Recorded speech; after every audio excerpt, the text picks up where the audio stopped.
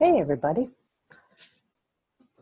I just wanted to start our Zoom recording for arthritis for the MedSurg 1 course that I said I would get to you, and I apologize for the delay that it's taken to get to this for you guys because it's just been a crazy week and weekend.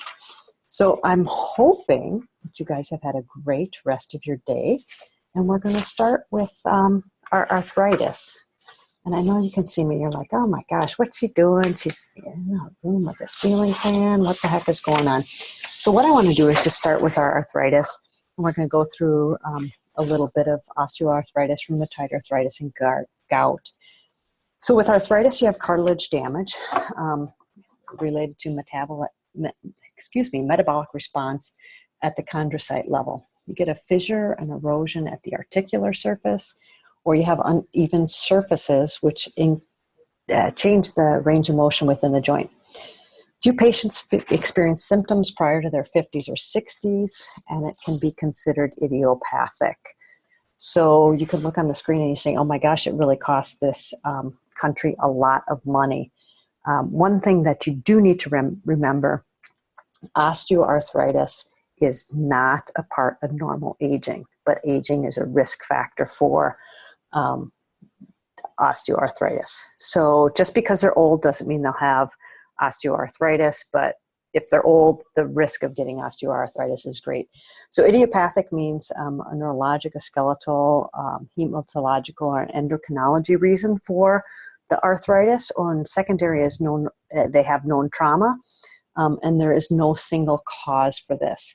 When you have trauma, it's like a mechanical and inflammation within the joint, an infection with the joint, or some joint instability that will cause you to be at risk for this. So you have to excuse me, I've got like 3 different sets of notes going here for you. So if we go to the next slide, we look at joints most frequently involved in osteoarthritis, and you can read that. So osteoarthritis, again, is not a part of the normal aging factor. Aging is a risk factor. Remember this, please. For these individuals, pain is increased with use. They have joint stiffness with disuse. They have morning stiffness that decreases after approximately 30 minutes of use, and it's asymmetrical. DIP joints, do you guys remember what those are? Distal interphalangeal. And then PIP is proximal interphalangeal joints. So when you see these nodes, whether in their DIP or PIP joints, so in the DIP joints, they're called Heberden's nodes. And when the proximal interphalangeal joints are impacted, these are Bouchard's nodes, so you might see them. But the x-ray here are some really good pictures of what it looks like to have osteoarthritis. And in here, again, another example of what the nodes are. So if you look at the picture in D, which are the proximal interphalangeal joints and which are the distal, and which nodes go with which one, that's important to remember because you may see it in the chart that the patient who has distal interphalangeal joint involvement has Heberden nodes, and then proximal is Bouchard's nodes. So what is the management for these individuals? You know, you want to get them feeling as comfortable as they can. It might be pain medication. It might be nonsteroidal anti-inflammatories. It's not necessarily going to be narcotic pain medication. And some of these people will actually look at alternative treatments, whether it's massage therapy, whether it's acupuncture. We have to think, we live in the state of Colorado, what's going on with other alternative treatments. These individuals actually may benefit from moderate exercise. And if they have a 10% reduction in their body weight, this can significantly help their overall arthritis prognosis. The big goal is to maintain or improve joint function for these individuals, to allow them to become self-sustaining so that they can care for themselves. So if you have somebody that has significant osteoarthritis in their hands, what is the goal? That they can feed themselves, or you're going to facilitate creation of adaptive silverware? That's great. What are you doing for them as they're cooking in the house? What are you trying to do to really help their return to function and allow them to be successful in their activities? These individuals might benefit from a little warm pack in the morning to warm up a little bit, increase blood flow, get rid of some of that early morning stiffness. and then sometimes a little ice in the evening. But again, it's individual for these people. Rheumatoid arthritis is an inflammation process of the connective tissue in synthroid, so joints that have synovial fluid, so knees, hips, ankles, and metacarpal phalangeal joints. It's typically an autoimmune disorder. More women are impacted by the disease than men, and it is a bugger.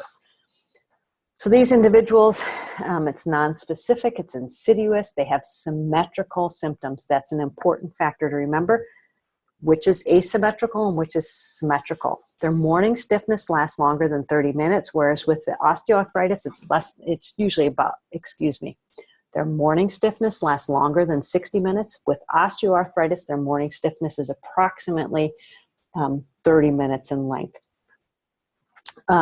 The treatment for this with medications is looking at disease modification with the medication that you're going to use.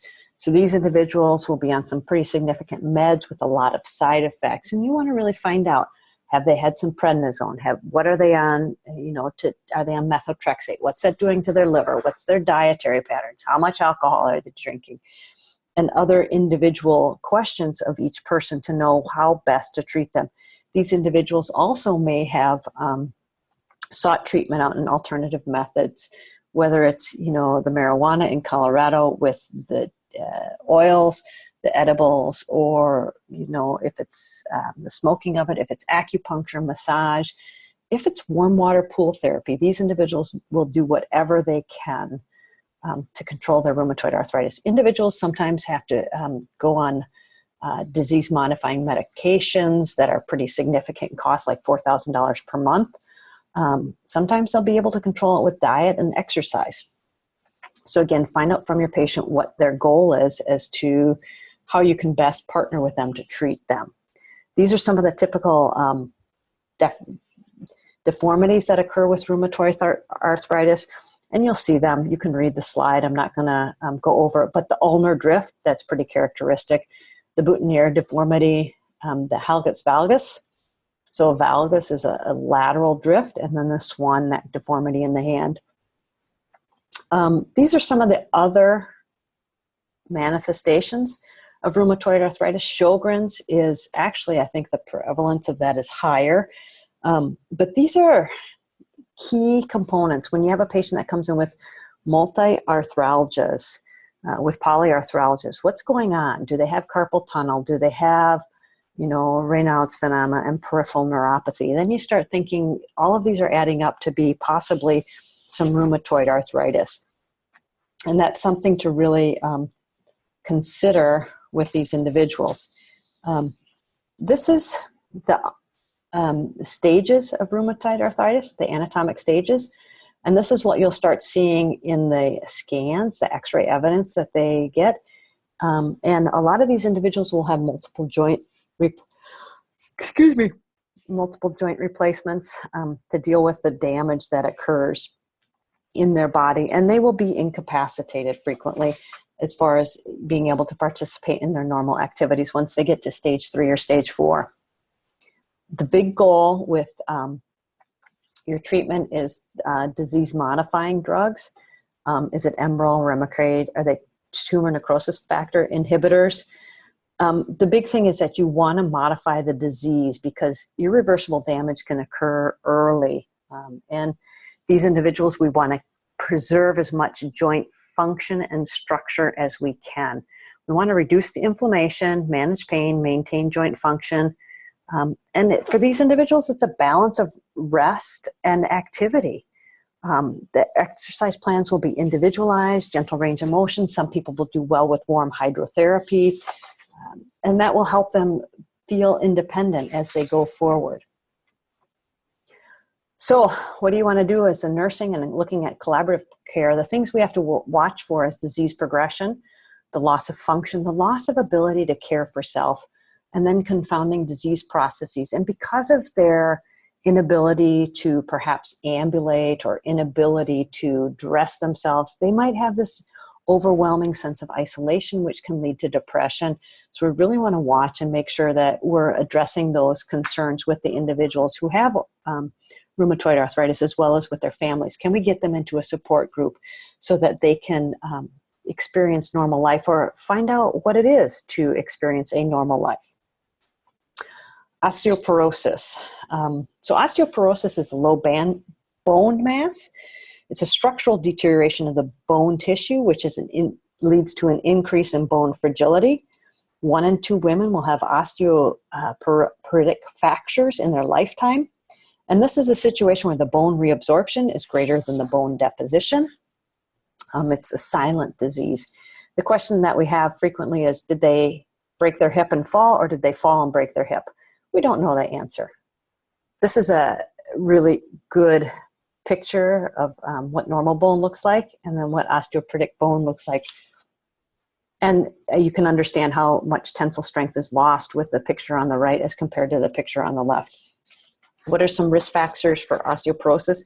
Again, age doesn't say that you'll have it, but if you have an increased age, you'll be more likely to get osteoporosis.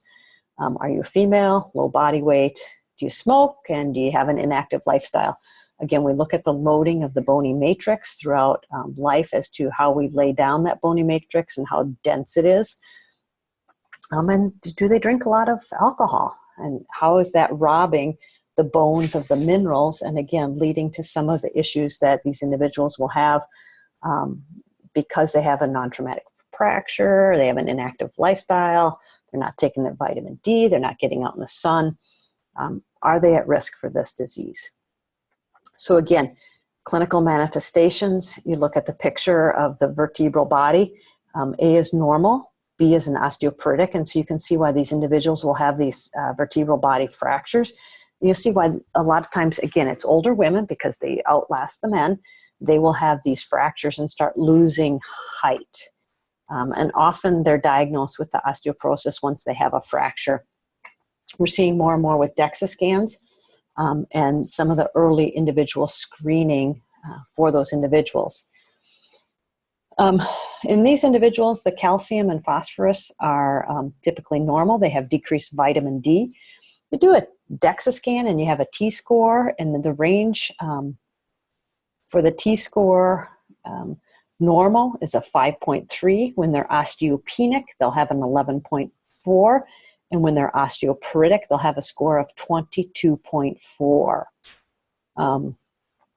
And so the hormone the hormone levels really impact the onset of osteoporosis. Once the women enter menopausal age, the bone absorption and destruction outweigh the bone destruction, and like the robbing of minerals from the bones starts increasing in this rate as compared to when they were premenopausal.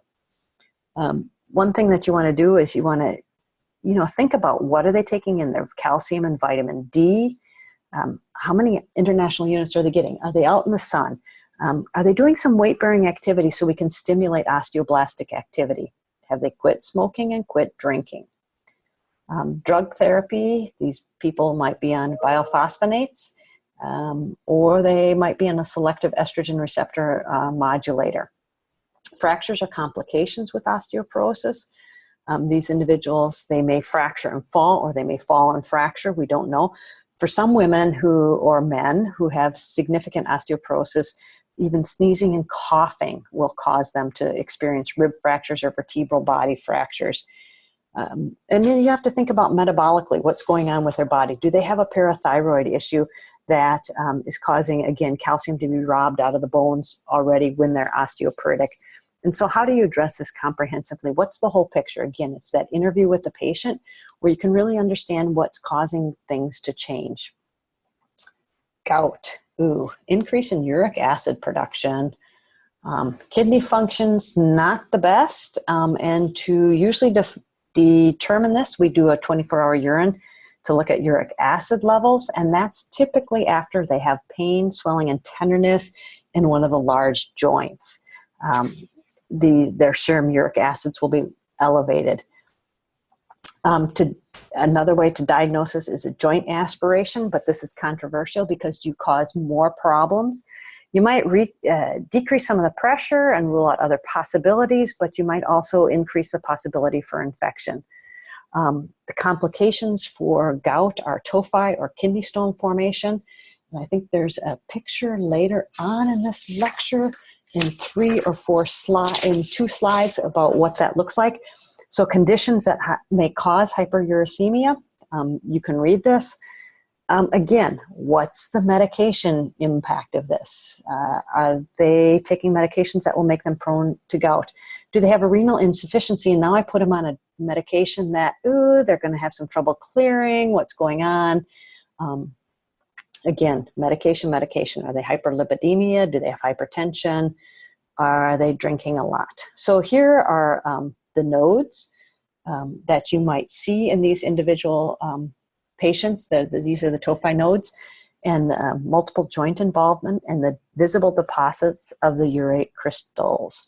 It's what you see in these individuals. It's pretty painful. This person is probably asymptomatic because usually gouty joints are bright red, big and inflamed and very tender to touch. So how do we treat it? They're going to be giving some colchicine to decrease the inflammation, nonsteroidal anti-inflammatories.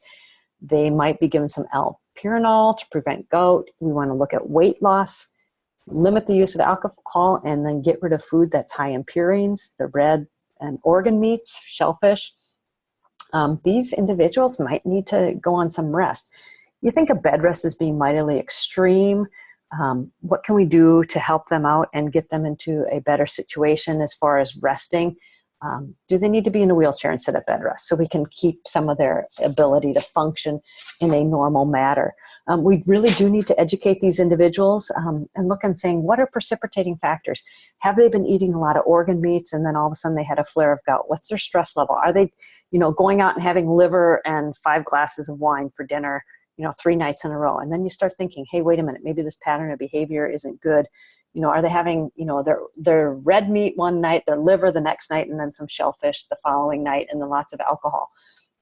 Again, what's going on for these individuals that their pattern of eating isn't appropriate as far as what we're seeing for their diagnosis. And how do we educate them? How do we work with them to recognize, okay, if you really want to have your wine, let's look at your other things so we can limit some of your meats that you're taking in or your shellfish. So again, it's a matter of collaboration with your patient that you really want to make sure that you're taking care of them and working with them to achieve the best possible outcome. And that is the end of this lecture. So there we go.